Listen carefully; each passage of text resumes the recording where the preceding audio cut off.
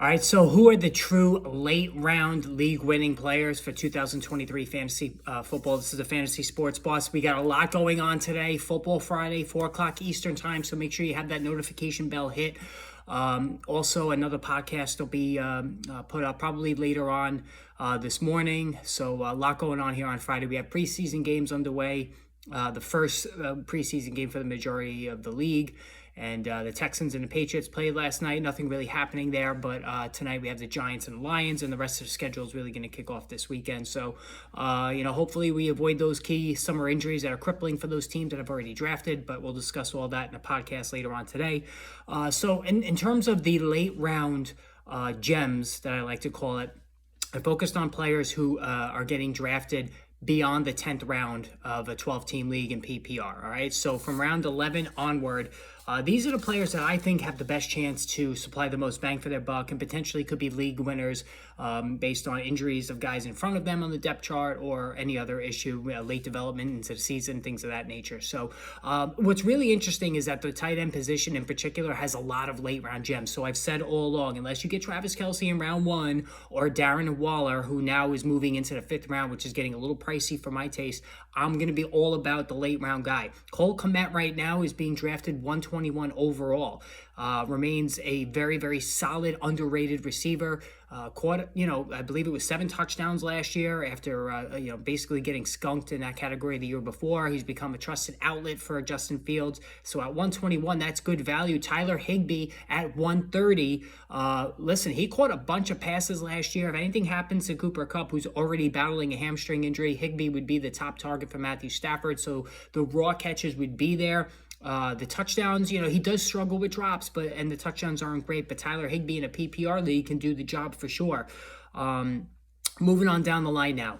Sky Moore, 127. I thought this would be higher to this point, but there's a lot of conjecture and debate on who's going to be that top receiver, not top, besides Travis Kelce, the number one wide receiver, not the number one target in this offense. And Sky Moore generally is the guy that most people think it will be, despite me thinking Richie James will be. At 127, though, you can't ignore that value. For a guy who could lead the Kansas City Chiefs wideouts in receptions and yardage, Sky Moore, that's good value there. Elijah Mitchell, 139. Now, I know he's hurt right now, and he's always hurt, but we've seen him when he's on the field. He's very effective.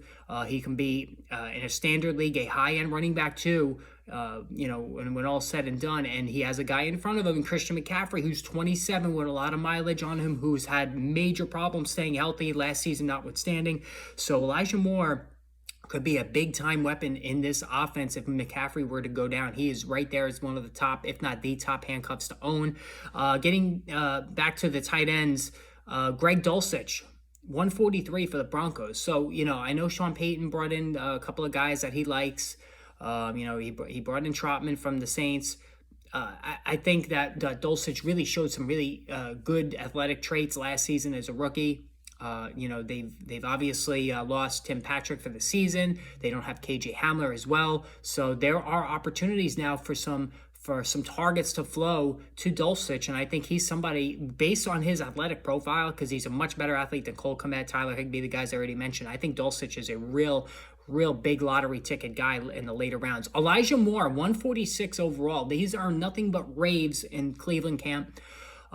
We know how Deshaun Watson likes to fixate on a top receiver. Amari Cooper, you figure, is going to be the top guy, but Elijah Mitchell in the slot has instant acceleration. His separation numbers were incredible in college and also with the Jets as a rookie. He did some good things with the Jets as a rookie before he fell out of favor with the team last year. I think Elijah Moore at 146 absolutely is a guy you should stash on your bench. Rashad Bateman, 154. Rashad Bateman, I know he, and a lot of these guys, the common thread is they've been injured. So Rashad Bateman for sure has been injured throughout his career. Still very young career, has explosive ability, can take the top off any defense. I know there's more target competition with Odell coming in, but Odell can't stay on the field, all right? So the opportunity is still there for Rashad Bateman to be a contributor in standard leagues especially. Jalen Hyatt, 164. The Giants need a number one wide receiver. They have a number one target in Darren Waller, who we all know can't stay healthy himself. Jalen Hyatt, phenomenal athlete, instant, explosion right off the line of scrimmage, deep threat guy. Limited route tree in college, but he's earned rave reviews in camp for the Giants, and they need a number one wideout. Jalen Hyatt could be that guy. Kyler Murray, 175. I know he's going to miss, the first 4 to 6 games or whatnot, but they're going to be playing from behind in almost every game when Murray's back. He's going to have to, throw the ball. A lot of garbage time points could be there for the taking. So if you're in a super flex league, he's worth holding on to for, the first month and a half of the season. We've seen big time production from him. All right, Rashee Rice, 179. Rashee Rice, again, add him to that Kansas City whiteout mix. If you don't want to pay the 127 on Sky Moore, you pay the 179 on Rashee Rice and see, if the kid can be an instant impact player on this amazing offense. Tank Bigsby, 177. So this has been one of the storylines of camp about how good of a receiver he's been. He's a banger in between the tackles. He could be the goal line back. Travis Etienne's never been one to completely stay healthy as well. Tank Bigsby is the epitome of a league-winning a late-round back. Jonathan Mingo, 180 for the Panthers. Terrace Marshall's been earning a lot of positive reviews in camp. Adam Thielen, aging guy. I think his best days are clearly behind him. You need somebody to step up for the kid there, Bryce Young. Listen, Jonathan Mingo has the traits to do it at 180. Why not? Jaylen Warren, 183. Najee Harris has been very durable. So say what you want about how mediocre his numbers are on a per carry basis. Jaylen Warren would be higher on this list if he had an injury-prone running back in front of him. He doesn't. But Jaylen Warren showed as a rookie last year that he's got big-time speed. He can catch the football. He's a guy, if something happens to Najee Harris, who could easily be a firm running back too every week in a PPR league. Leonard Fournette, finally, 191. He's going to sign somewhere. He can still catch the football. He's one of the best pass-receiving backs of his generation. I still think there's a place for him in fantasy football as a rotating guy that you could have on your bench and you put in when needed.